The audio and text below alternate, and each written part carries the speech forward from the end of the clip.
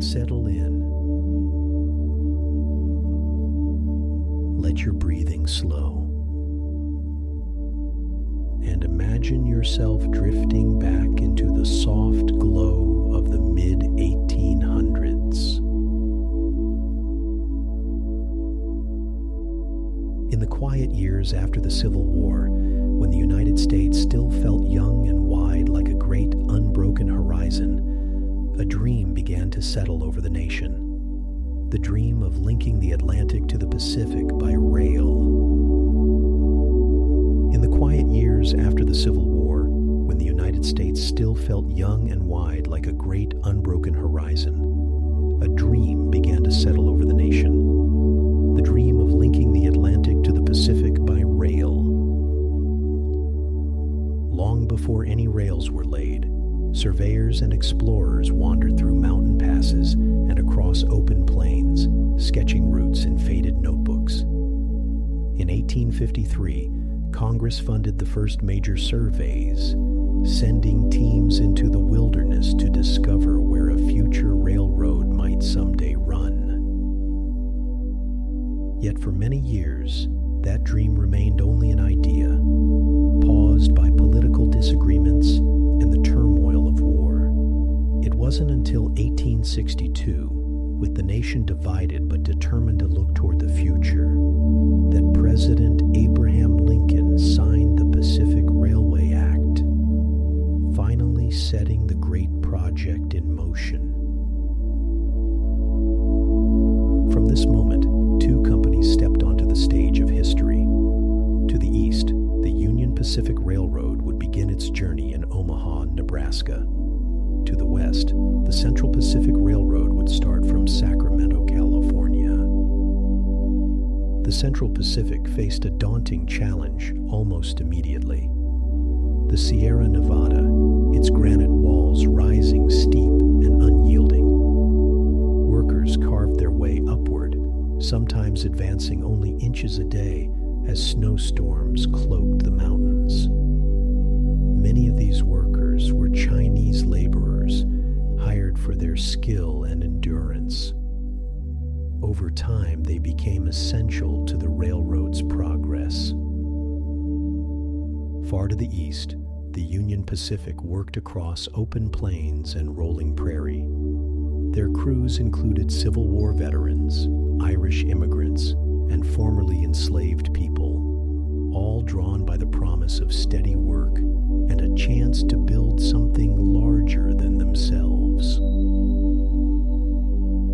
As both lines crept toward the center of the continent, the U.S. government encouraged their progress through land grants and loans, offering strips of land along the route as a reward for each mile completed.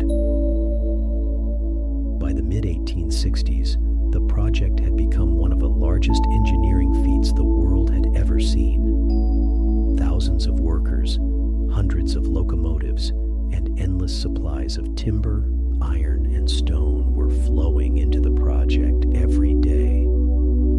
And through it all, mile by mile, the dream began to take shape. Rails stretching across the continent like a silver thread, drawing east and west closer with every sunrise.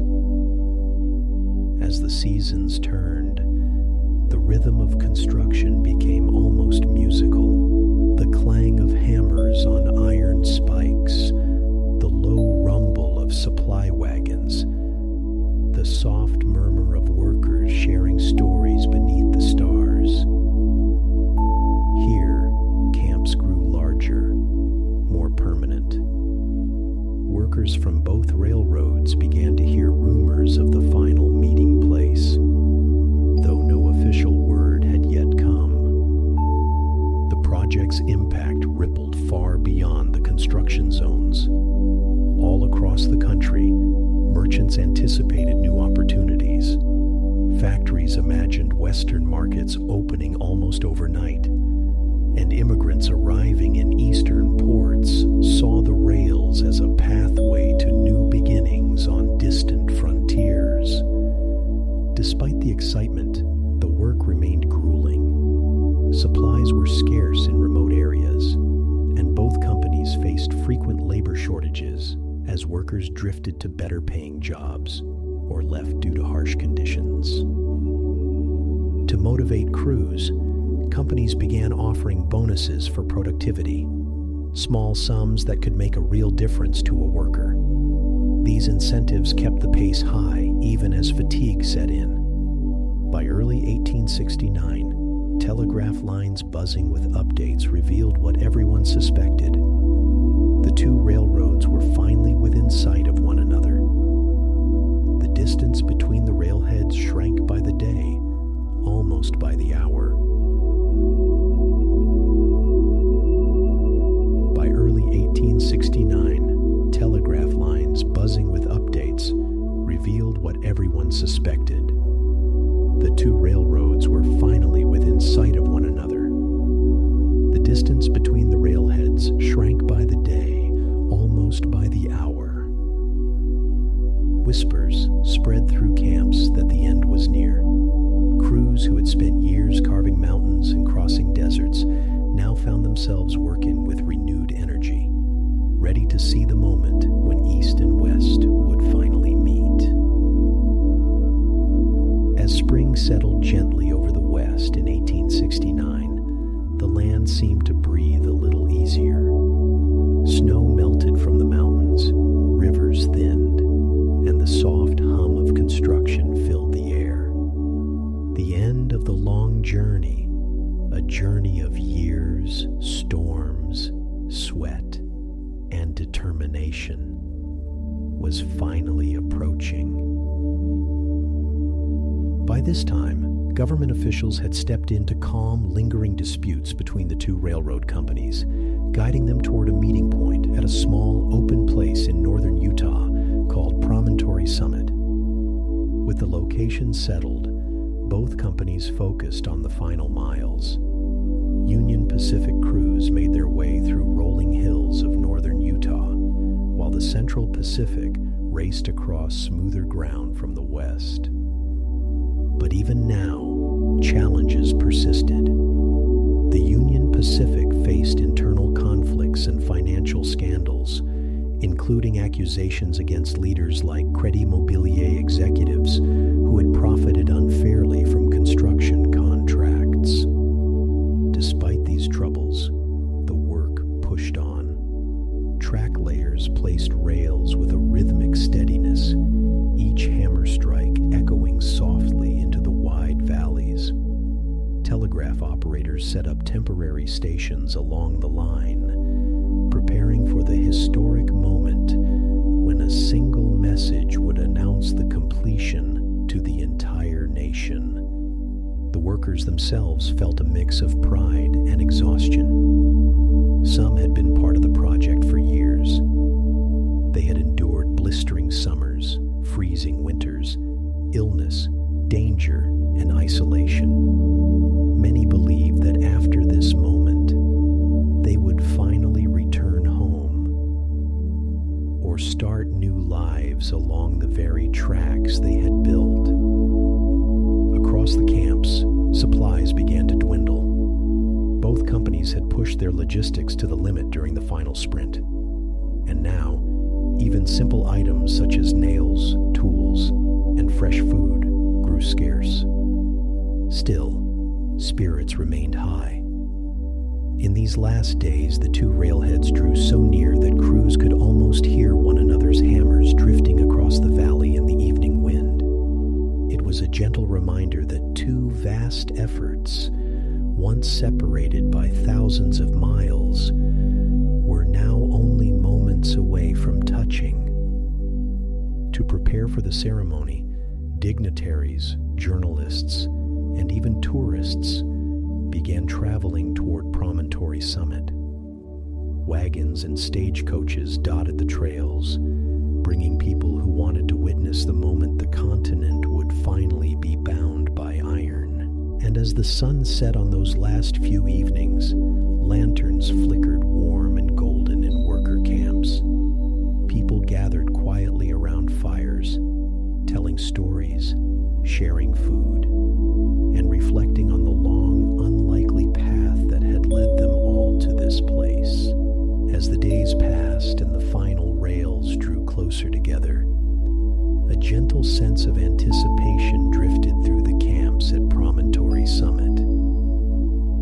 workers knew the end was near, not because of any official announcement, but because the air itself felt different. The clang of hammers had softened. The frantic pace of recent weeks eased into something quieter, more reverent. In preparation for the ceremony, a series of special ceremonial spikes were crafted. The most famous was the golden spike, cast from 17.6 karat gold and inscribed with the names of railroad leaders and dignitaries. But it wasn't the only one. Other symbolic spikes arrived as well. A silver spike from Nevada and an iron silver-plated spike from Arizona, each representing support from the states along the route. Two polished laurelwood ties were prepared for the event, smooth and finely crafted, standing in stark contrast to the rough, utilitarian ties that stretched across the continent. Railroad executives, politicians, reporters, and curious travelers began arriving in the days leading up to the event. Some came by stagecoach. Others rode on special trains sent just for the occasion.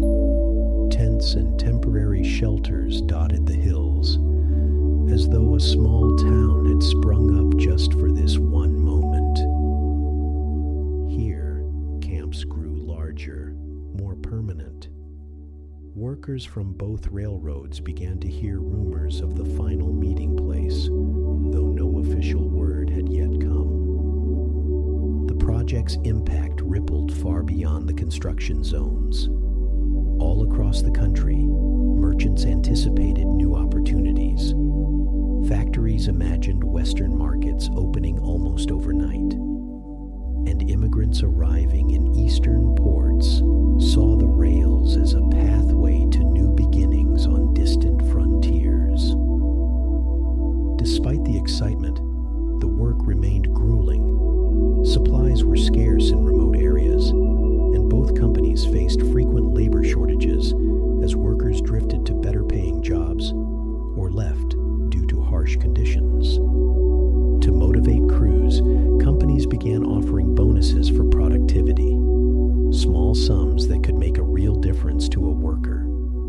These incentives kept the pace high even as fatigue set in. By early 1869, telegraph lines buzzing with updates revealed what everyone suspected. The two railroads were finally within sight of one another.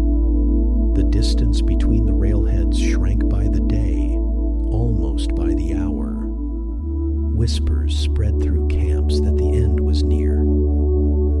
Crews who had spent years carving mountains and crossing deserts now found themselves working with renewed energy, ready to see the moment when East and West would finally meet. As spring settled gently over the West in 1869, the land seemed to breathe a little easier. Snow melted from the mountains, rivers thinned, and the soft hum of construction filled the air. The end of the long journey, a journey of years, storms, sweat, and determination, was finally approaching.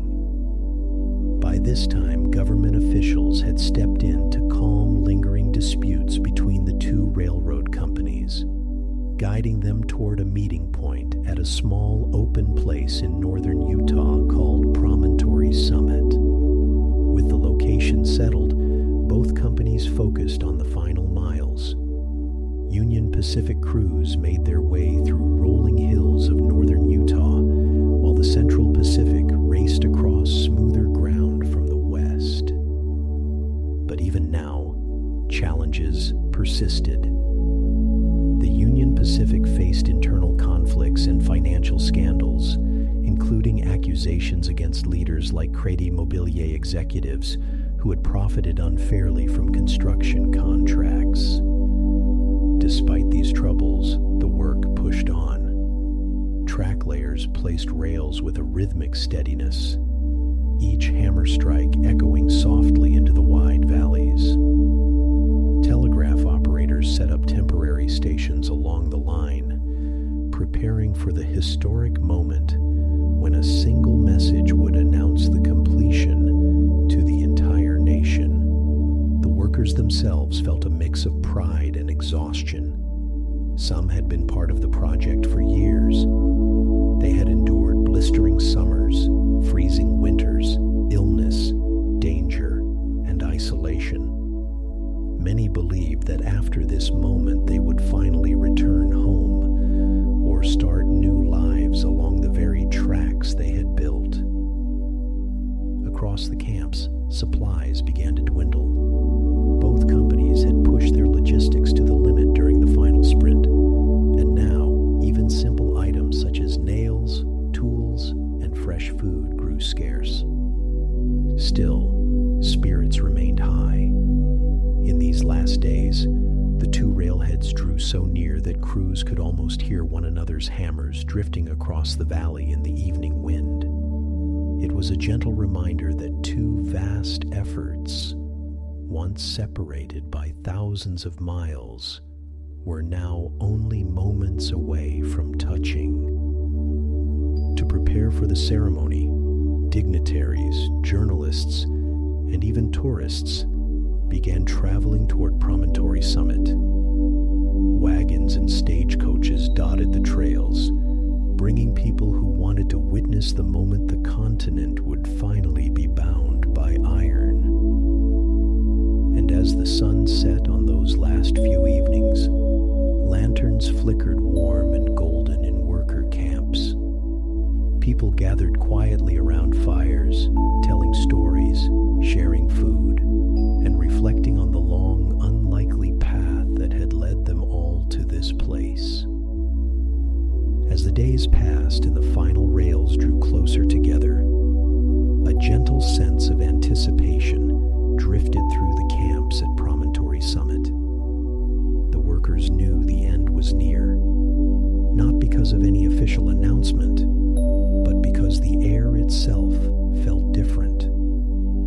The clang of hammers had softened. The frantic pace of recent weeks eased into something quieter, more reverent. In preparation for the ceremony, a series of special ceremonial spikes were crafted. The most famous was the golden spike, cast from 17.6 karat gold and inscribed with the names of railroad leaders and dignitaries. But it wasn't the only one. Other symbolic spikes arrived as well.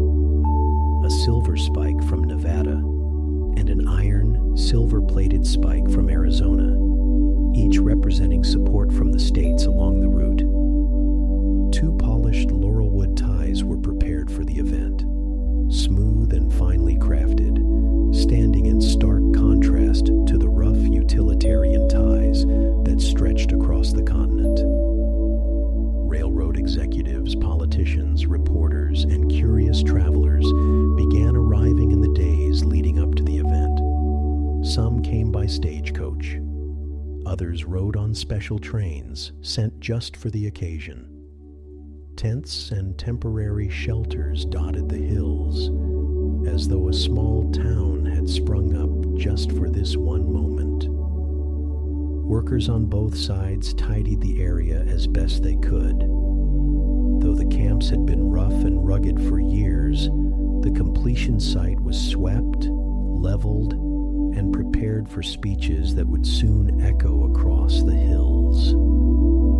Telegraph operators set up a special line right beside the final rail. They carefully rigged the system so that when the last ceremonial spike was struck, the telegraph message, "Done," would be transmitted instantly across the country. Across the United States, cities planned to pause their daily routines. Church bells were readied, cannons prepared, and newspapers waited with blank spaces anticipating the historic announcement. On the morning of May 10th, 1869, the air at Promontory Summit was crisp and cool. Light winds drifted over the hills. People gathered in clusters, murmuring softly, watching the workers lay the very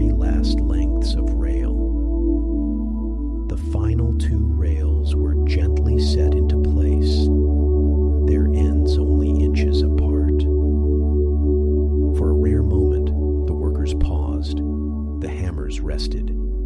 The railheads, one from the Atlantic world, one from the Pacific, were now face to face. The continent had been bridged. All that remained was the final ceremonial act. And so the morning of May 10th, 1869 unfolded gently, the soft rise of sun casting a warm glow across Promontory Summit. People gathered closely now, workers in weathered clothes, officials in polished boots, reporters clutching notebooks.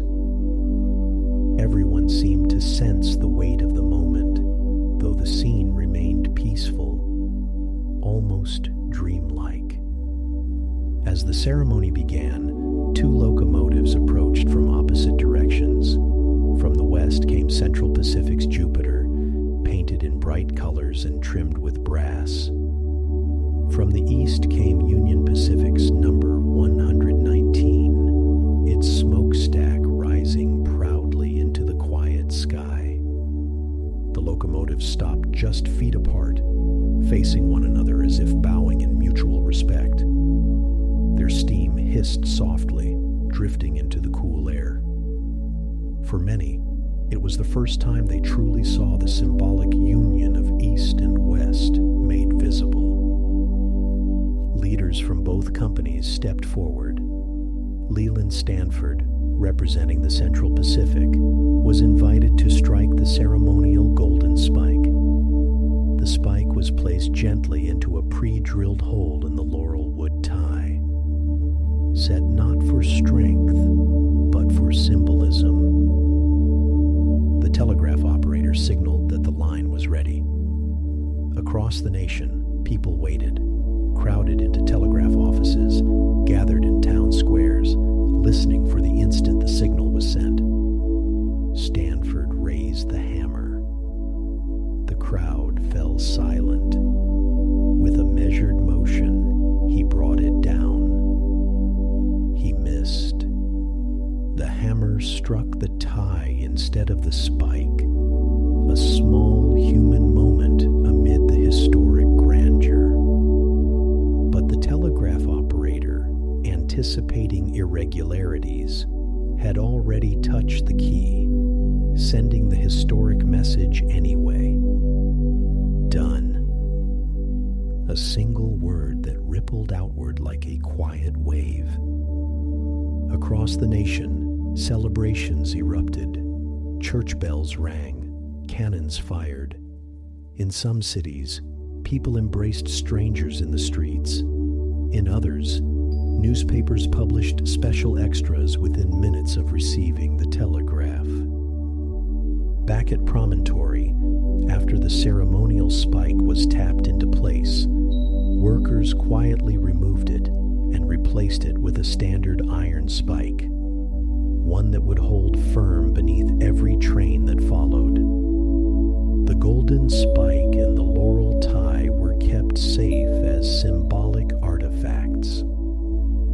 Then, with little fanfare, engineers nudged the locomotives forward until their pilots touched. The rails were now one continuous line stretching from the Pacific Ocean to the Atlantic, a steel thread binding a nation that had once felt impossibly vast. As the ceremony at Promontory Summit faded into the cool afternoon, the crowd slowly dispersed. The locomotives rested quietly, like sentinels watching over a new chapter in American history. But the real transformation, the one that would ripple across a continent, was only just beginning. Within days, regular trains began to travel along the completed line. What had once been a journey of 4 to 6 months across rugged terrain could now be completed in about 1 week, a change so dramatic that people struggled to comprehend it at first. Passenger cars were outfitted with comfortable berths, small stoves, padded benches, and large windows that framed the passing countryside like a vast moving painting. For many travelers, riding the new transcontinental route felt like stepping into a dream.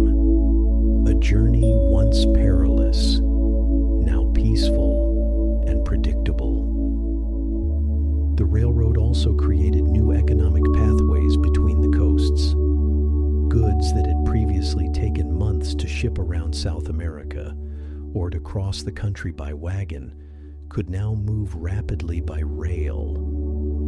Fresh products, manufactured items, and raw materials all flowed through this new steel artery.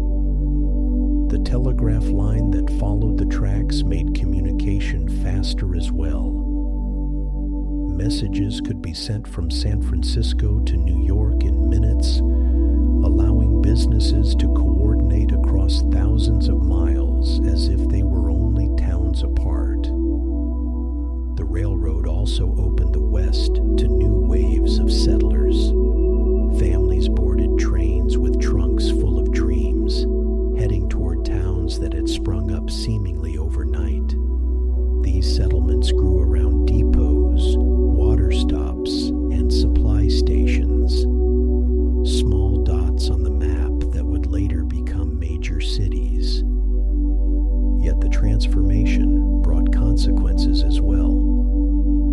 As more settlers and hunters traveled west, the bison population declined sharply, disrupting the traditional ways of life for many indigenous nations. Railroad officials posted schedules that astonished the public, precise arrival and departure times coordinated across multiple states. To make this possible, the U.S. eventually created standardized time zones, replacing the patchwork of local times once used by individual towns. Immigrants also found new opportunities along the railroad. Many Chinese workers who helped build the Central Pacific stayed in the West, opening shops, restaurants, farms, and small businesses, contributing to the cultural foundation of places like California, Nevada, and Oregon. And all along the line, from the Rockies to the plains, the sight of a steam locomotive became a familiar rhythm in the lives of people who lived near the tracks. Children would run to the rail embankments to wave at passing trains, and travelers waved back, small gestures connecting strangers across the immense sweep of land. As months turned into years after that quiet spring day at Promontory Summit, the Transcontinental Railroad began weaving itself into the daily rhythm of America. What had once been a feat of engineering now became an invisible thread connecting towns, people, and ideas. Rail traffic increased steadily. Each year brought more passengers, more freight, and more trains, all gliding along the very rails that thousands of workers had placed by hand. To handle this growth, railroads upgraded equipment. Early wooden passenger cars were gradually replaced with sturdier, safer designs, many featuring improved brakes, better suspension, and more reliable couplers. One of the most important innovations was the Westinghouse air brake, which allowed trains to stop more quickly and safely than ever before. Engineers no longer had to rely on handbrakes set car by car, saving countless lives. Communication also improved. The railroad companies expanded telegraph networks, adding thousands of miles of wire that carried messages between stations and offices. This allowed dispatchers to coordinate train movements with remarkable accuracy, reducing collisions and delays. Along the line, station towns blossomed. Depots became community centers, places where people gathered not just for travel, but for news, mail, and connection. Hotels rose near major stops, offering warm meals and soft beds to weary travelers. The increased accessibility of the West encouraged mining, ranching, and farming on a new scale. Precious metals and livestock could now be transported quickly to the east, transforming local economies and drawing new waves of immigrants seeking opportunity. Mail service also changed dramatically. The U.S. Post Office partnered with railroads to create fast transcontinental mail routes, reducing cross-country delivery times from weeks to just a few days. With travel more affordable than ever, tourism quietly grew. Families visited national wonders like Yosemite and the Rocky Mountains, traveling in comfort on sleeper cars and observation coaches designed for scenic viewing. And through it all, the railroad remained a symbol of possibility. From bustling cities to small frontier towns, people spoke of it as a sign that the country was entering a new age, one shaped by technology, connection, and the belief that even the vast distances of the continent could be bridged. As the decades passed, the Transcontinental Railroad settled into the landscape like something that had always been there, quiet, steady, and reliable. Yet its influence only deepened with time, touching nearly every part of American life.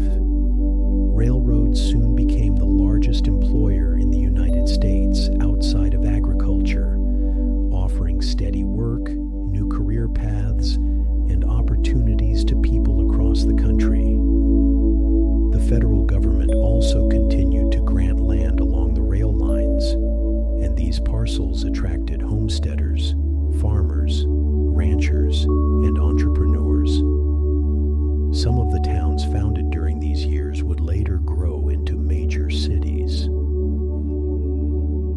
The success of the first transcontinental line inspired others. Within a few decades, additional transcontinental railroads were completed, including the Northern Pacific, Southern Pacific, Great Northern, and the Santa Fe routes, each weaving new paths into the American West.